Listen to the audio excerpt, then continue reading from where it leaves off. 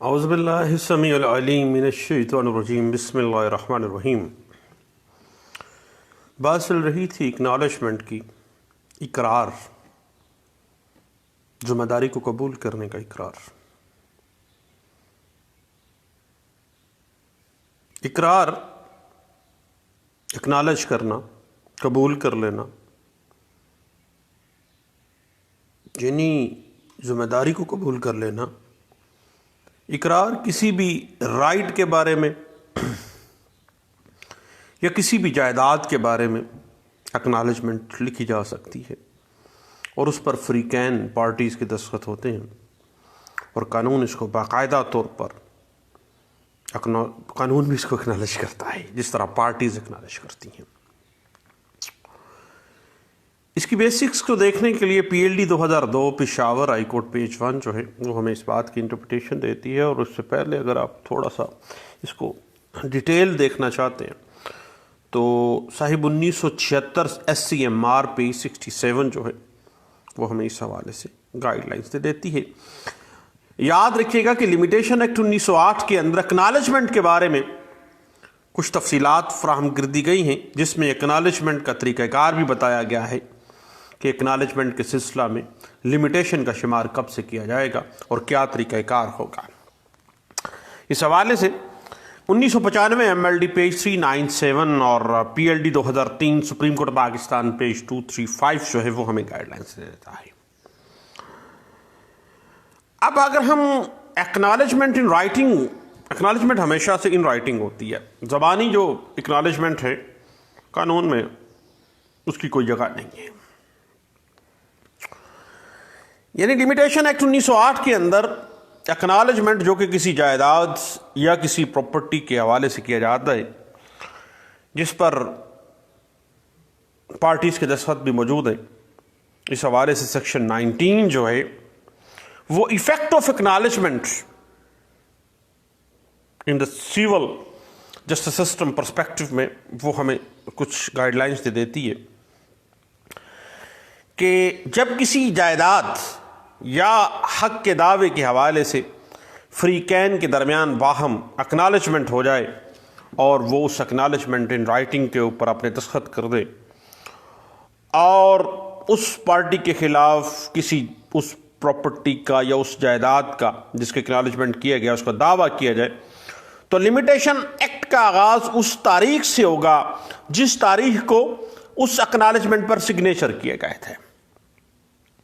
लेकिन बाज़ वक़्त एक्नॉलेजमेंट पर कोई डेट नहीं डाली जाती है, तो ऐसी सूरत में उस एक्नॉलेजमेंट के ऊपर जो सिग्नेचर्स हैं ना उनके हवाले से आपको पता है कि ज़बानी शहादतों का हमें सहारा लेना पड़ेगा। इस हवाले से 2005 CLD page 1242, 1997 SCMR page 536, PLD 1986 supreme court Pakistan page 35 है, 2004 CLC पेज 132 जो है वो हमें गाइडलाइंस दे देती है। अब साहिब बात जा रुकी है सेक्शन 19 लिमिटेशन एक्ट 1908 के ऊपर के acknowledgement in writing about rights and property, यानी किसी हक के हवाले से या किसी प्रॉपर्टी के हवाले से पार्टीज ने एक्नॉलेजमेंट इन राइटिंग कर दी है। और इस हवाले से पहली चीज़ तो ये है कि एक्नॉलेजमेंट जो है वो बाहमी रजामंदी और बाहमी मौजूदगी और दोनों पार्टीज के म्यूचुअल कंसेंट के साथ दोनों पार्टीज वहां पे मौजूद हों,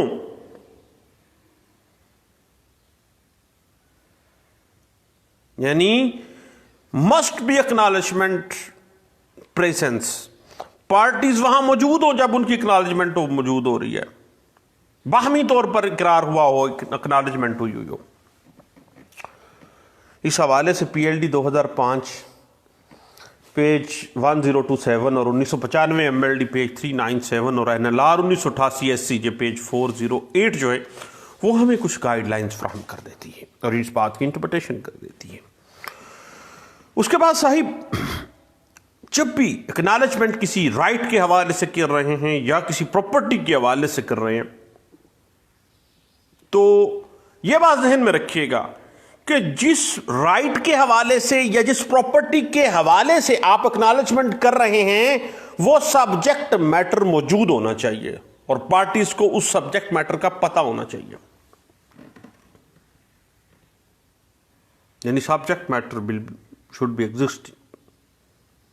इस हवाले से 1997 SCMR पेज 536 और 2016 MLD page 506 Karachi high court की लैंडमार्क जजमेंट इस बात की इंटरप्रिटेशन हमें दे देती है। और उसके बाद एक्नॉलेजमेंट के लिए जरूरी है कि ये मुकर्रर मियाद जो रखी जा रही है ना, जो टाइम फ्रेम दिया जा रहा है एक्नॉलेजमेंट के हवाले से, उस टाइम फ्रेम से पहले लिखी गई हो। अगर मुद्दत गुजरने के बाद एक्नॉलेजमेंट उसी टाइम लिखी जाएगी तो उस एक्नॉलेजमेंट इन राइटिंग की कोई कानून में कोई फ्रूटफुल मामला नहीं हो सकता है। इस हवाले से all India reporter page PC page 15 हमें गाइडलाइन से देती है। और एक्नॉलेजमेंट के लिए ज़रूरी है कि ये इन राइटिंग होना चाहिए, तहरीरी तौर पर हो, क्योंकि ज़बानी एक्नॉलेजमेंट की कोई अहमियत ही नहीं है। इस हवाले से 2006 CLD page 258, 2004 CLD page 1552, 2009 CLD page 330 जो है वो हमें कुछ का इंटरप्रिटेशन इस बात की दे देती है। उसके बाद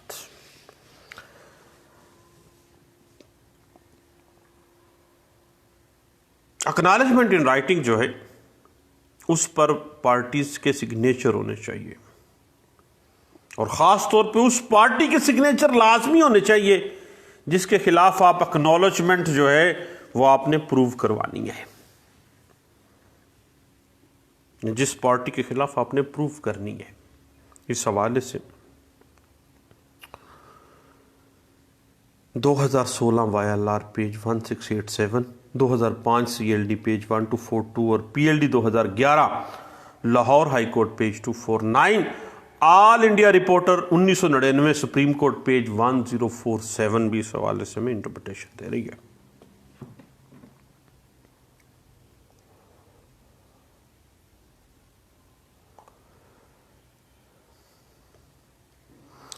उसके बाद नेचर ऑफ एक्नॉलेजमेंट को अगर आप देखें ना साहिब,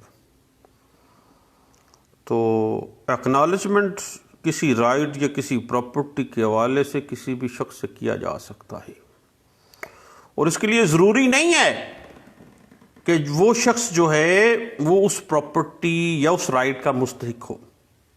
एक्नॉलेजमेंट के लिए ज़रूरी नहीं है। इस हवाले से 1996 CLC page 79, all India reporter 1971 supreme court page 1420, 1971 SCC page 623, 2007 SCMR page 1318, 1976 SCMR page 67, पहले भी हमने ये बात डिस्कस की है, और 2014 CLD page 1228 Lahore high court इस हवाले से जो है ना इसी केस को रिविजिट कर देती है। उसके बाद अगर एक्नॉलेजमेंट हो लायबिलिटी ऑफ डेट की, कर्जे की जिम्मेदारी कोई बंदा एक्नॉलेज कर रहा हो,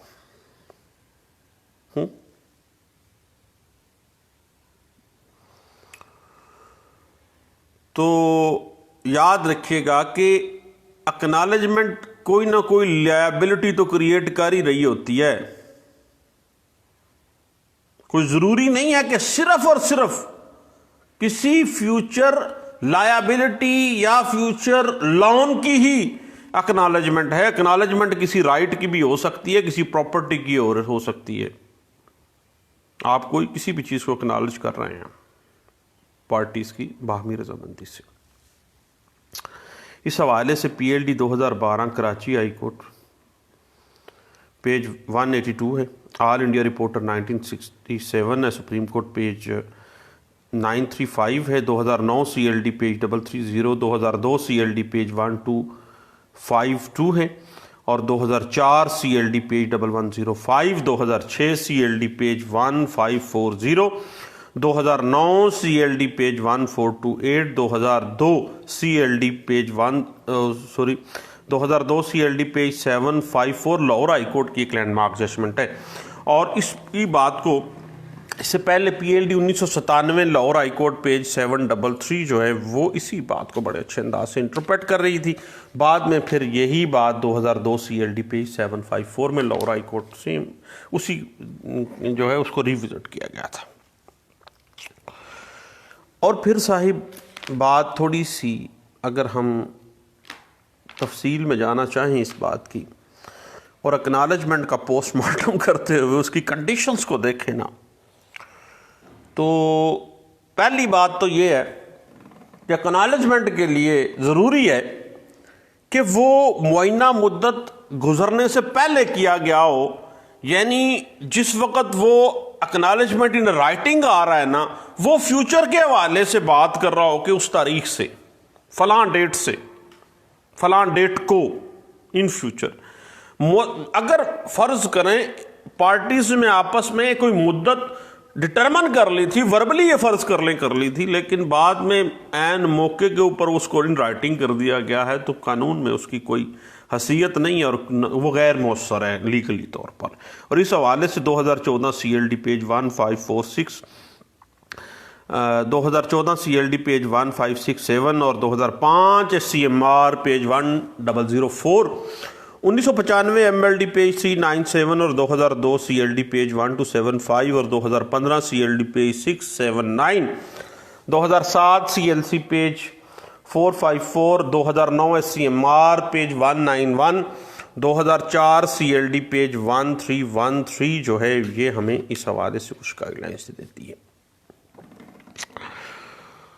उसके बाद साहिब एक्नॉलेजमेंट इन राइटिंग होना चाहिए अबाउट एनी राइट और लायबिलिटी और प्रॉपर्टी होना चाहिए। ज़बानी अगर कोई इकरार है ना, एक्नॉलेजमेंट है, तो कानून में वो गैर मौसर है, उसकी कोई अहमियत नहीं है। इस हवाले से 2009 CLC page 159, 1999 CLC page 345, 2007 YLR page 2252, 1999 YLR page 2706, 2004 CLC page 132 और 2005 SCMR पेज 1004।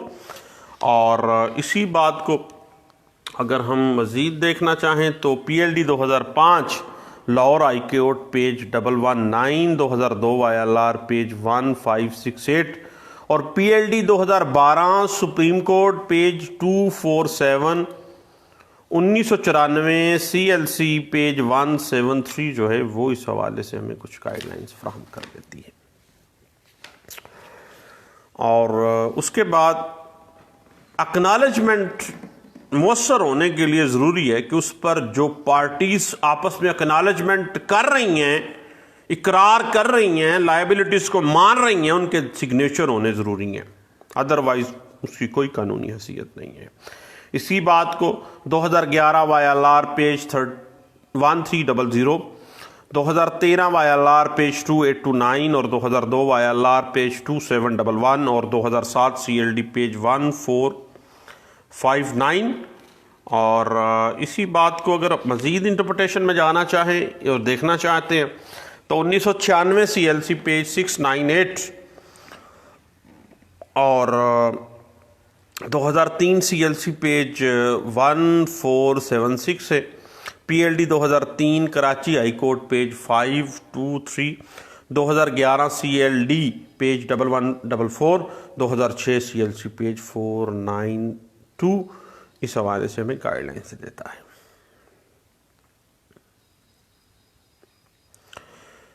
अब बात थोड़ी सी गंभीरता में चली जाती है कि एक्सटेंशन इन पीरियड,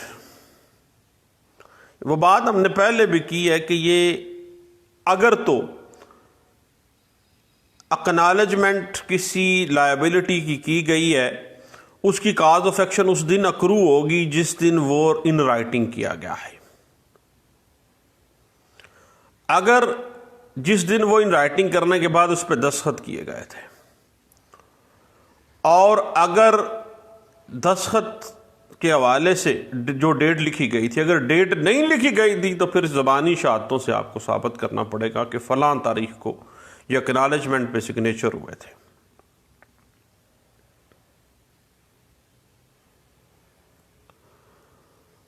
याद रखिएगा कि एक्नॉलेजमेंट से किसी शख्स को कोई राइट हासिल नहीं होता, बल्कि सिर्फ एक्सटेंशन जो है इन पीरियड जो है लिमिट के अंदर हो सकती है।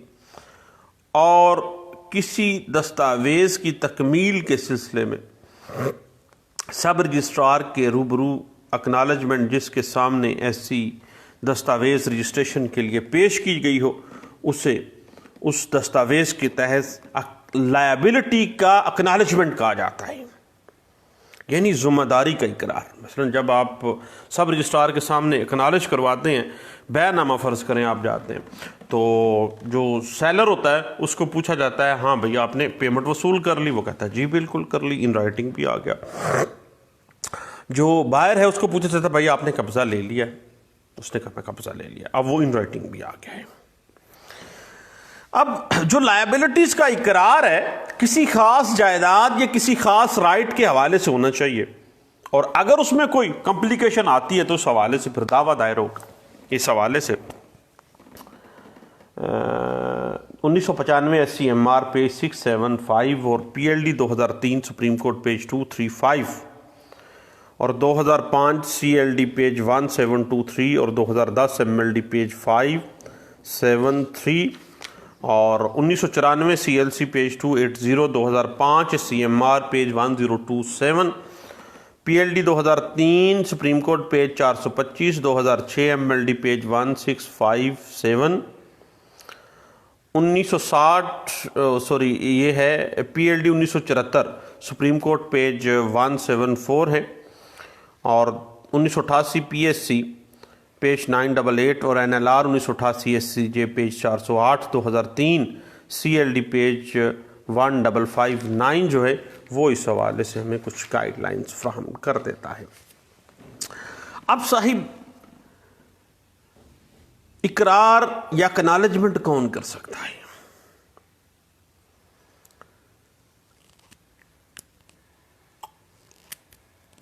देखिए, पार्टी खुद भी कर सकती है और पार्टी बजरिया अपने लीगल रिप्रेजेंटेटिव भी एक्नॉलेजमेंट कर सकती है। यानी जिस तरह से आपको पता है कि दावे की पैरवी करते हुए अगर क्लाइंट अपने वकील की जानिब से, यानी अगर जो वकील है अपने क्लाइंट की जानिब से कोई एक्नॉलेज कर लेता है किसी चीज़ को, इकरार कर जाता है, तो उस वो एक्नॉलेजमेंट जो है वो मानी जाती है। उसी तरह ही किसी भी राइट या किसी भी प्रॉपर्टी के हवाले से through the pleader, through the legal representative भी एक्नॉलेजमेंट किया जाता है। वहाँ पार्टीज वहाँ मौजूद नहीं है तो उनके रिप्रेजेंटेटिव वहाँ मौजूद होंगे। इस हवाले से Sahib PLD 1986 supreme court page 35, 2002 MLD page 612 और 1964 SCR पेज 241 है, और all India reporter 1964 supreme court page 227 है। इस हवाले से मैं गाइडलाइंस देता है। और फिर कैलकुलेशन ऑफ पीरियड की अगर बात करें ना एक्नॉलेजमेंट के हवाले से, तो एक्नॉलेजमेंट के सिलसिले में जो कैलकुलेशन ऑफ पीरियड है उस वक़्त से किया जाता है जब उस पर दस्तखत किए गए हों, और जो तारीख लिखी हुई है ना एक्नॉलेजमेंट पे दस्तखत करने की, वो तारीख जो है कैलकुलेशन ऑफ पीरियड में शुमार किया जाएगा। और फ़र्ज़ करें अगर वहाँ पे नहीं लिखा गया था, लिखी नहीं गई थी, डेट नहीं लिखी, तो फिर उस दस्तखत करने की तारीख को बजरिया आपने ज़बानी शहादत साबित करना है। यानी एक्नॉलेजमेंट जो है किसी प्रॉपर्टी, किसी राइट, किसी लायबिलिटी, किसी कर्ज के हवाले से किया जाता है। इस पर पार्टीज़ की दस्तखत होते हैं, और जिसके ख़िलाफ़ अगर कोई पार्टी निगेट कर देती है तो मुतलका राइट या मुतलका जायदाद या मुतलका लायबिलिटी के हवाले से आप दावा दायर कर सकते हैं। और लिमिटेशन का मैंने पहले भी बताया कि जिस तारीख को दस्तखत किए गए हैं उस तारीख से वो शुरू होगी कैलकुलेशन लिमिटेशन। और सेक्शन 19 लिमिटेशन एक्ट 1908 इस हवाले से हमें गाइडलाइन भी दे देता है। और अगर फ़र्ज़ करें वहाँ पर डेट ही नहीं लिखी गई थी तो फिर ज़बानी शहादतों से आपने साबित करनी है। उसके अलावा इकरार के लिए जो है एक्नॉलेजमेंट के लिए ज़रूरी है कि साहिब वो ना आपने मुतलका मुद्दत जो भी आपने तय की उससे पहले इकरार जो है एक्नॉलेजमेंट लिखी हुई हो, वो डेट पे नहीं लिखी होनी। अगर वो साबित हो जाता है कि वो उस डेट पे लिखी गई है, बाद में लिखी गई है, तो फिर वो गैर मुअस्सर सा मामला हो जाएगा। और एक्नॉलेजमेंट हमेशा इन राइटिंग होती है और पार्टीज़ के दस्तखत होते हैं किसी subject matter, any property, any liability या एनी राइट जो एग्जिस्टिंग है उसके हवाले से होना चाहिए। और बाद में अगर वो निगेट हो जाता है, अगर पार्टी मुकर जाती है, तो फिर आप उस पर दावा भी दायर करते हैं। 2003 MLD page 966 Lahore high court और 2001 CLC पेज 408 और 2002 ILR पेज 1065 इस हवाले से हमें बड़े अच्छे अंदाज से इंटरप्रिटेशन प्रोवाइड कर रही है।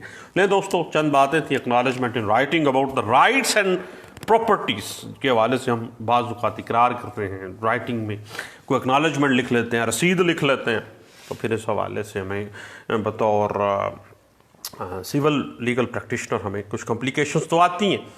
तो पिछले दिनों हमने एक केस इस हवाले से डस्का में मैंने ज़िला सियालकोट में कुछ अर्सा पहले ख़त्म हुआ, तो उसके कुछ नोट्स थे मेरे पास। मैंने कहा सब दोस्तों के साथ शेयर करने चाहिए, क्योंकि ये बुनियादी तौर पे बाज़ औक़ात ऐसा होता है कि पार्टीज़ जो होती हैं ना, वो दे देती हैं जाके, वो कहते हैं चल स्टाम्प तो नहीं है यार इस टाइम, चलो एक्नॉलेजमेंट एक लिख लेते हैं। एक्नॉलेजमेंट सादे कागज़ पे लिख ली और बाद में जनाब फड्डा बन जाता है।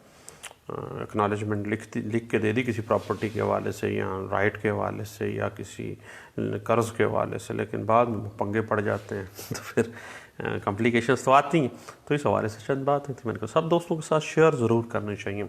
लें दोस्तों, दुआओं में मुझे याद रखिएगा। दोबारा मिलते हैं। Thank you. अल्लाह हाफ़िज़।